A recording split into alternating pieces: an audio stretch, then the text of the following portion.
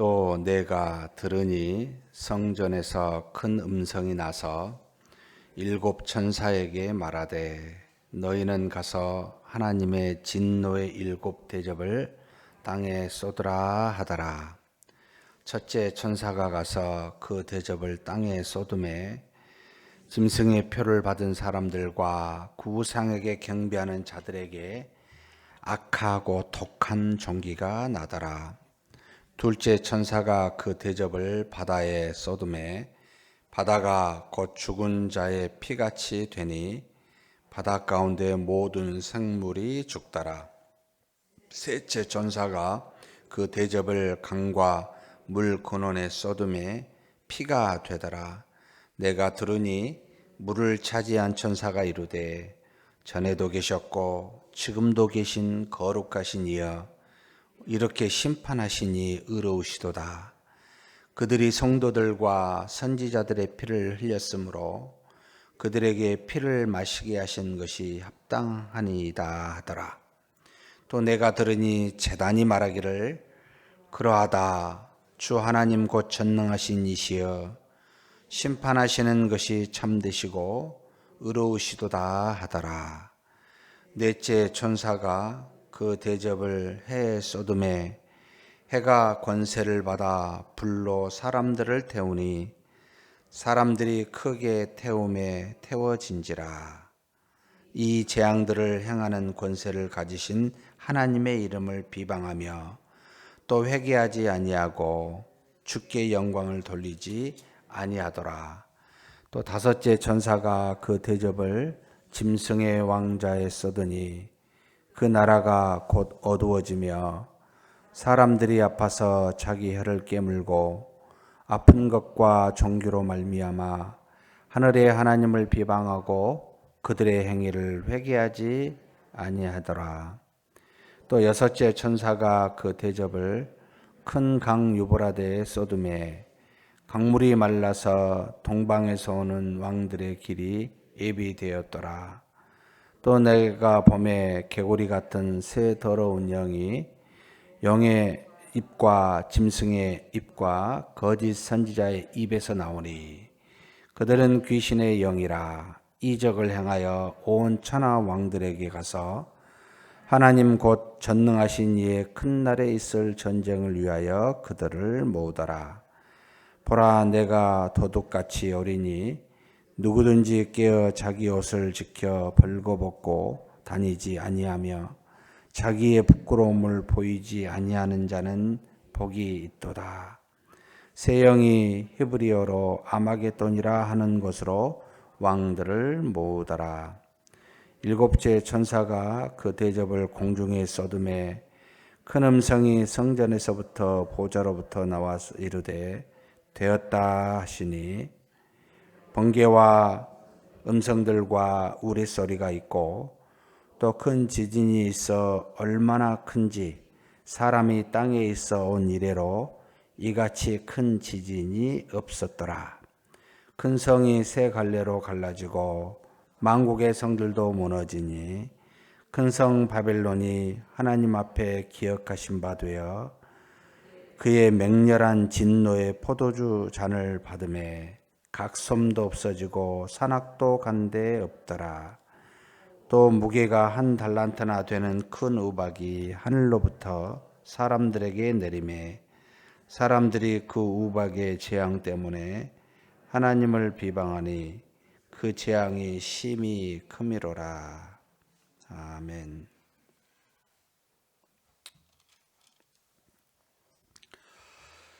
16장은 이제 마지막 새 대접, 하나님의 진노가 새 대접을 통해 일곱 대접을 통해 일곱 천사를 통해 하나님의 진노의 심판이 이 땅에 내리는 것을 묘사하고 있습니다. 지금까지 하나님께서 일곱 인, 그 다음에 일곱 나팔, 오늘은 일곱 대접 해가지고 이렇게 천사를 통하여 이 땅에 심판하시고 계시는 모습, 마지막 오늘 읽은 일곱 대접이 가장 큰 심판으로 마지막 심판이다라는 것을 우리에게 보여주는 장면이 이 16장에 나와 있습니다. 지금 16장 1절에 보니까 또 내가 들으니 성전에서 큰 음성이 나서, 성전에서 큰 음성이 난다, 보호자에서 난다 할 때는 전부 다 하나님의 음성이라 라고 이렇게 보시면 좋겠습니다. 물론 이제 다른 어떤 뭐 천사가 말한다, 또 뒤에 보면은 제단이 말한다, 뭐 이렇게 여러 가지 표현이 되어 있지만, 특별히 하나님 아버지께서 이야기하시는 내용은 보좌 또는 음성이라는 표현으로만 이렇게 나와 있습니다. 그래서 일곱 천사에게 이제 명하는 내용이 나오죠. 너희는 가서 하나님의 진노의 일곱 대접을 땅에 쏟으라라고 하는 그와 같은 명령이 이제 이루어지게 됩니다. 첫 번째 천사부터 16장 전체 일곱째 천사까지의 그 진노의 대접이 무엇인지를 우리에게 보여주고 있습니다. 첫 번째 천사가 진노의 대접을 이제 땅에 쏟았습니다. 쏟는 장소가 다 다른데 이 진노의 대접, 금대접이었죠.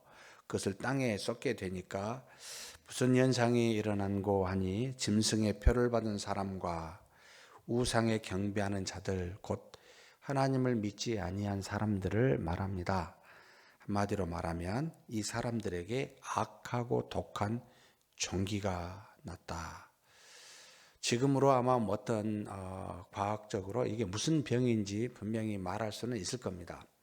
그러나 그때 당시에는 이 악하고 독한 종기로만 보이고 병명에 대해서는 어찌 알 수 없는 내용이기 때문에 그냥 그렇게 표현하고 있는 듯합니다.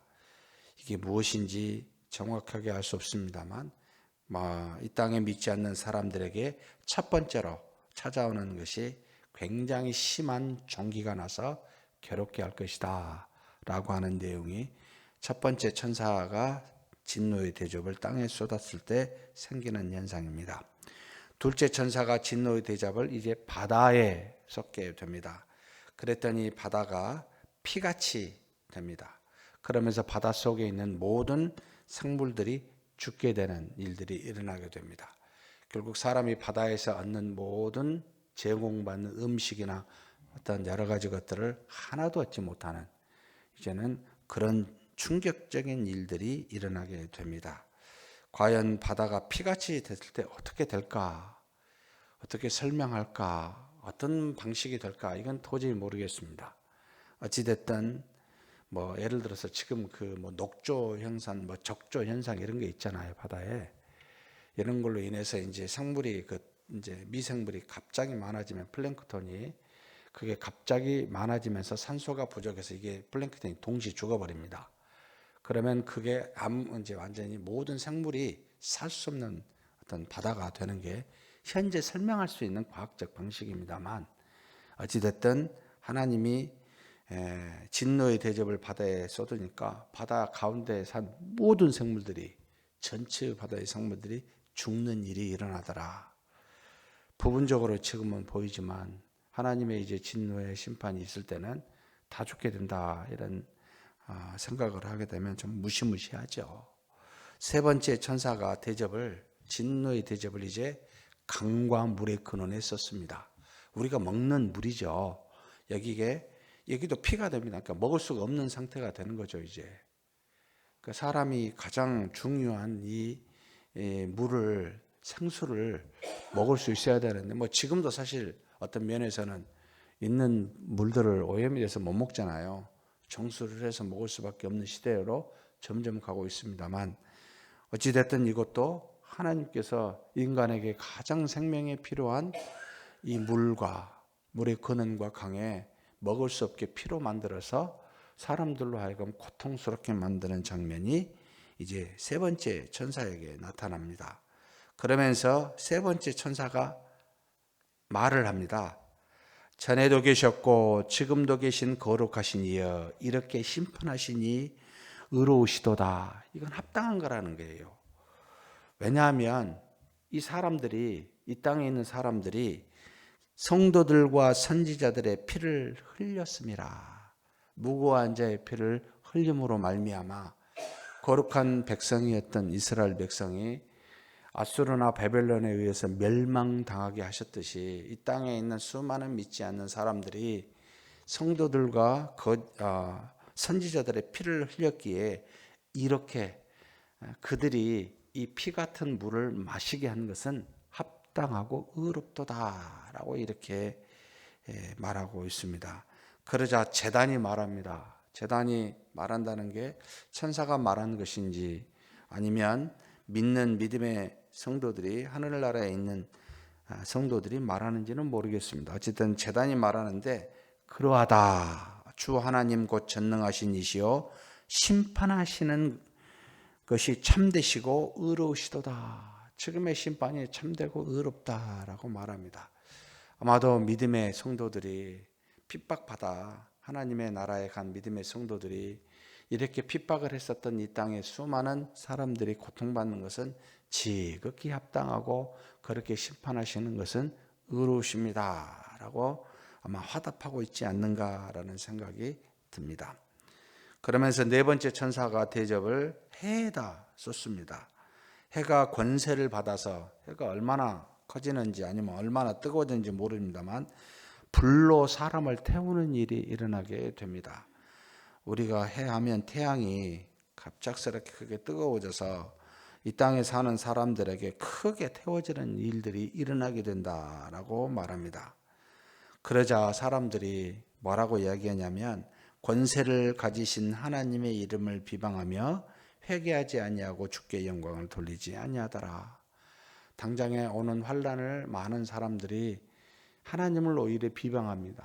하나님이 우리의 잘못으로 주신 코로나19를 우리가 돌아보고 무엇 때문에 이런 환난이 왔을까 하여 하나님 앞에 범죄한 것이 있는지, 우리가 자고하여 하나님의 만드신 피조물을 마음대로 사용하고 있는지, 아니면 정말 믿음의 사람들이 하나님의 뜻을 따라 온전히 하나님을 경배치 아니하고 우리의 이익과 사익을 위해서 정말 살고 있지는 않는지, 이런 여러 가지 것들을 돌아보게 하여 우리 자신을 회개해야 되는데 믿지 않는 사람은 하나님을 오히려 비방하고 회개치 않는 일들이 일어나더라라고, 해가 쏟아져 사람이 엄청난 크게 태워짐을 당할 때 세상에는 그런 현상이 일어나더라 이렇게 증거하고 있습니다. 또 다섯째 천사가 이제는 짐승의 왕자에다가 이 진노의 대접을 쏟게 됩니다. 짐승의 왕자라고 하면 짐승은 일반적으로 악한 영 사탄의 지배하에 있었던 사탄을 표현하는데 그 지배하에 있는 이 땅에 있는 모든 권력, 어떤 권세, 영광을 표시한 듯합니다. 짐승의 왕자, 여기에 진노의 대접이 이제 쏟아지게 됩니다. 그러니까 그 나라가 곧 어두워지고 사람들이 아파서 자기 혀를 깨물고 아픈 것과 종기로 말미암아 하늘의 하나님을 비방하고 그들의 행위를 회개하지 아니하더라. 한마디로 여기도 어떤 아픔인지 모르지만 굉장한 아파서 자기 혀를 깨물 정도로 아픈 일들이 일어나고 또 종기가 나서 엄청난 고통을 당하는데 여전히 그들도 하늘의 하나님을 비방하고 그들의 행위를 회개치 아니하는 일들이 일어나게 되더라. 하나님이 이제 이 땅에 있는 피조물과 또 믿지 않는 사람들과 악의 권세에 지금 심판하시는 내용을 그대로 7 대접을 통하여 보여주고 있습니다. 6번째 천사가 이제는 그 대접을 큰 강 유브라데에 쏟습니다. 유브라데는 팔레스틴 지방에 있는 굉장히 큰 강이죠. 세계 5대 강 중에 하나라고도 합니다. 그런데 이 유브라데 강에다 쏟게 되니까 강물이 다 말라가지고 동방에 오는 왕들의 길이 예비되었더라. 이 동방에 오는 왕이 뭘까? 그리고 복수로 서서 왕들은 또 뭐지라는 생각이 들어서 정확히 알 수는 없지만 일반적으로 동쪽이라고 하는 것은 바벨론을 멸망시킨 당시 이 요한의 시대에 그 이전에 바벨론을, 그러니까 이제 애굽인들 유대인들이 느끼는 역사적인 그 관점으로 생각을 하면 바벨론을 멸망시킨 고레스 메대와 파사가 연상이 됩니다. 동방은. 그런데 늘 우리가 이제 동방하면 성전의 동쪽에 하나님이 오신다 해서 동쪽 문은 왕이나 이제 그 하나님이 오시는 길이라고 사용하지 아니하고 늘 동쪽은 조금 성스럽게 생각하는 의미가 있어서 이걸 부정적으로 보기보다는 그리스도를 믿는 믿음의 사람들, 이런 것으로 이해하는 것이 더 타당하지 않나 이렇게 보입니다. 제가 이렇게 보입니다라는 건 저도 모른다는 뜻입니다. 그냥 해석만 합니다. 그런 왕들이 이제는 이 유브라데에 있었던, 나중에 보면 아마겟돈이라고 하는데, 거기에 세상에 새 영이, 새 말인지 새 존재인지 모르겠습니다. 영이 나타나, 이걸 다른 말로 하면 귀신이라고 되어 있습니다. 아무튼 영인데, 그 영이 하나는 용의 입에서, 사탄에게서, 다른 하나는 짐승의 입에서 그 영을 따르고 있는 수많은 믿지 않는 사람들, 그 다음에 하나는 거짓 선지자 입에서 정말 죄송합니다만 기독교라고 옷을 입고 있는 그 잘못된, 믿지 않는, 한마디로 가라지를 이야기한 듯 싶습니다. 예전에도 바른 참 선지자가 있었고 거짓 선지자가 있었듯이 하나님의 말씀을 대언한다고 해놓고 하나님의 말씀이 아니라 사람의 말을 대언하는 수많은 백성들 안에 있습니다. 지금도 교회 안에 있습니다. 이 새 영들이, 이 사람들에게서 나온 영들이 사람을 모아서, 세상의 왕들을 모아서 아마겟돈에 모이게 했는데, 여기에서 마지막 영적인 전쟁이 일어나는 것을 묘사하고 있습니다. 결국 하나님의 자녀여 백성들이 마지막 때 이 모든 세상에 믿지 않는 사람들을 싸워 이기는 어떤 그런 영적 전쟁으로 저는 해석을 합니다만, 어떤 사람은 이건 앞으로 있을 제 세계 3차 대전일 것이다. 그래서 이 땅에서 정말 듣도 보지도 못한 1차, 2차 세계대전과는 비교도 안 되는 전쟁들이 일어나 엄청난 사람이 죽을 것이다 라고 해석하는 경우도 있습니다. 모르겠습니다. 아마겟돈의 의미가 정확하게 무엇인지는 모르는데, 일단 저는 그냥 이 요한계시록이 상징으로 쓰여졌으니까 아마겟돈이나 유브라데나 이런 모든 부분들을 상징적으로 해석해서 그렇게 가는 것이 맞지 않냐라고 그렇게 생각할 뿐입니다. 그러는데 놀랍게 여기 우리가 한번 읽어봤으면 좋겠는데 16장 15절 말씀입니다. 뜬금없이 하나님의 음성 같은 이야기를 요한이 지금 기록한 내용이 15절에 있습니다. 14절에 귀신의 영이나 이적을 향하여 온 천하의 왕들에게 가서 하나님 곧 전능하신 이의 큰 날에 있을 전쟁을 위하여 그들을 모으더라. 이 귀신의 영이 사람을 모아서 전쟁을 일으키는데 15절에 놀라운 말을 하고 있습니다. 전혀 어찌 보면 뜬금없이 보이는데 같이 한번 읽겠습니다. 보라, 내가 도둑같이 오리니 누구든지 깨어 자기 옷을 지켜 벌거벗고 다니지 아니하며 자기의 부끄러움을 보이지 아니하는 자는 복이 있도다. 심판 중에 복을 이야기합니다. 지금 이 복은 당연히 누구에게 있겠습니까? 세상에 있는, 지금 읽어보면은 도둑같이 와요.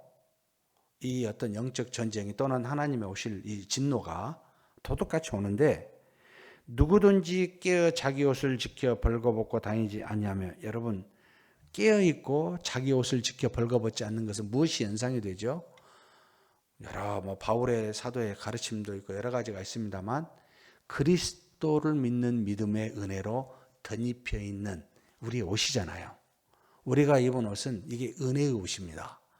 그리스도께서 죄의 속량으로 우리의 더러운 죄가 보이지 아니하도록, 지금 주님이 마지막 하나님의 나라 재림 때 하나님의 나라가 임하면 우리가 이제 안에도 깨끗해질 겁니다.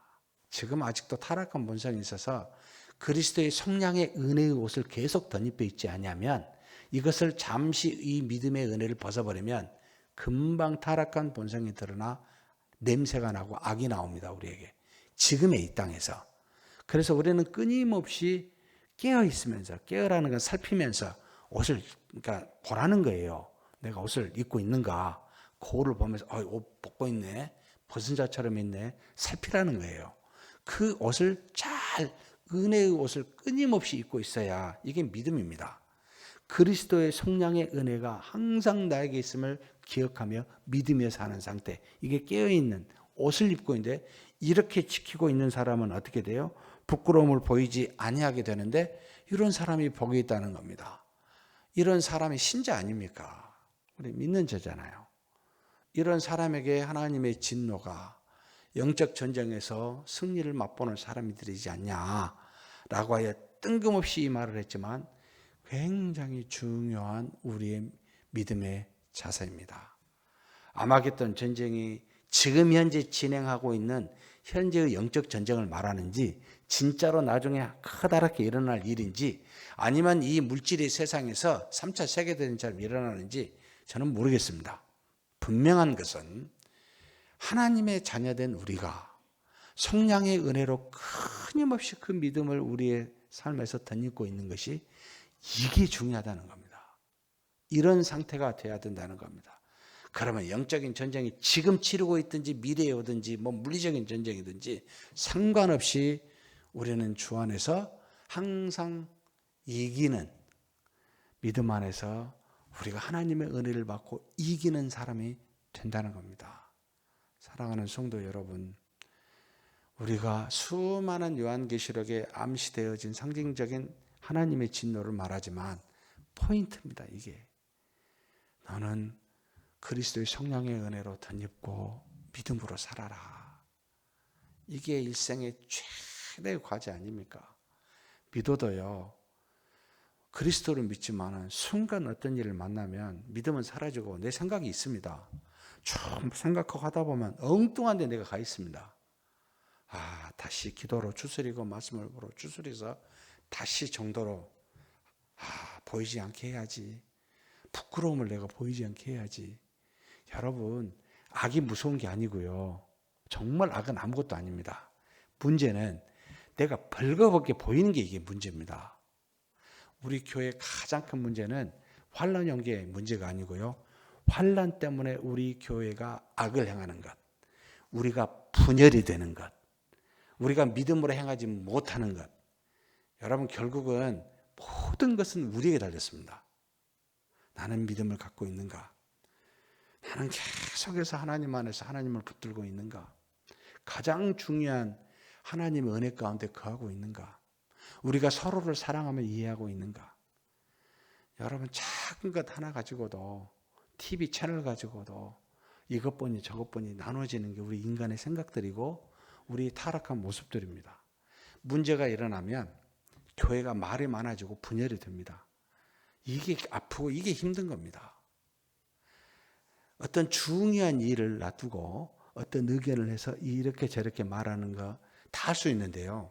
더 큰 문제가 뭐냐면 그것 때문에 나눠져서 서로 다투거나 시기하거나 서로 분쟁하는 겁니다. 그래서 시험에 빠지지 말아야 돼요. 시험은 받을 수 있어요. 하나님이 시험을 주셔요. 우리보다 훨씬 더 많은 고난과 역경을 받는 하나님의 택한 백성들, 출애굽에, 애굽에서도 그랬고 출애굽 40년도 그렇고 가나안 땅에 들어갈 수도 없고 우리 지금과 비교할 바가 안 됩니다. 여러분, 그러면 별로 밖에 환경에는 악이 별로 무서운 게 없어요. 별로 우리를 어떻게 못해요. 그런 것은 잠시 강하게 조금 그런 것뿐이에요. 근데 아픈 건 여기 계신 저와 여러분이 그걸 보고 악을 행하는 겁니다. 그걸 보고 서로 다투는 겁니다. 그걸 보고 서로 이기적으로 생각하는 겁니다. 나는 자신의 사익을 생각하게 되는 겁니다. 정말 이게 얼마나 아픈지 모르겠어요. 차라리 교회 밖에 있으면요, 상관을 안 하겠어요. 안에서. 이게 우리를 무너뜨립니다. 사랑하는 성도 여러분, 은혜의, 긍휼의 은혜, 정말 우리 성령의 은혜로 덧입읍시다. 이 옷을 입읍시다. 계속 입고 사는 저와 여러분이 되었으면 좋겠습니다. 나머지는 집에 가서 읽으시고 하나님의 은혜 가운데 믿음으로 사는 저와 여러분이 되시길 주의 이름으로 축복합니다. 전능하신 하나님 아버지, 우리가 이 땅에 사는 동안 하나님의 자녀되는 너무나도 귀한 은혜 주신 것 감사합니다. 이것은 누구도 앗아갈 수가 없는 하나님의 은혜입니다. 이 은혜 속에 거하게 하시고 이 은혜로 덧입게 하시고 성령의 은혜 가운데 우리가 어떤 밖에 환난이 있다 할지라도 은혜와 평강 속에 거하게 하여 주옵소서. 다만 밖에 있는 그 많은 악이 두려운 것이 아니라 우리 속에 있는 악이 드러날까 봐 두렵습니다. 전능하신 하나님 아버지, 서로를 돌아보고 하나님의 은혜로 덧입기를 우리가 기도하게 하시고 하나님의 은혜로만 살아갈 수 있도록 서로 격려하며 사랑하며 이해하며 포용하는 그런 우리 모두가 되게 하여 주시옵소서. 우리 주님 예수님의 이름으로 기도하옵나이다. 아멘.